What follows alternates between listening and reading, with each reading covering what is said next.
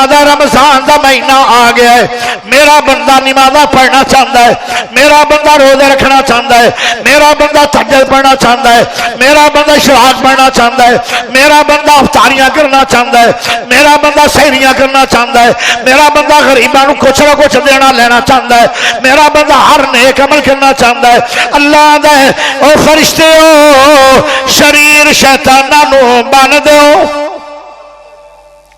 تجھے پھر بھی تو روزے نہ رکھیں، پھر مجرم تو ہے، پھر بھی افطاریاں نہ کرے، پھر مجرم تو ہے، پھر بھی سحریاں نہ کرے، پھر مجرم تو ہے، پھر بھی قرآن نہ پڑھے، پھر مجرم تو ہے، پھر بھی تراویحاں نہ پڑھے، پھر مجرم تو ہے۔ پیارے ہو اللہ نے آسماناں دے دروازے کھول دیتے، بھلا کیوں؟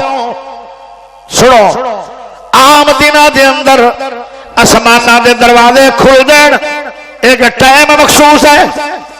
پچھلی رات نو آسماناں دے دروازے کھل جاندے، جدو آسمانے دنیا تے اللہ ہوندا ہے، اٹھو او میرے بندو اٹھو، میں اللہ آ گیا تینوں جنت دیاں چابیاں دین واسطے، تو بھی بستروں نو چھوڑ کے مصلے تے آ جا، چابیاں جنت دیاں لین واسطے۔ اللہ دے میں پہلے آسمان تے آ گیا تینوں شفاواں دین واسطے، تو ہی مصلے تے آ جا شفاواں لین واسطے۔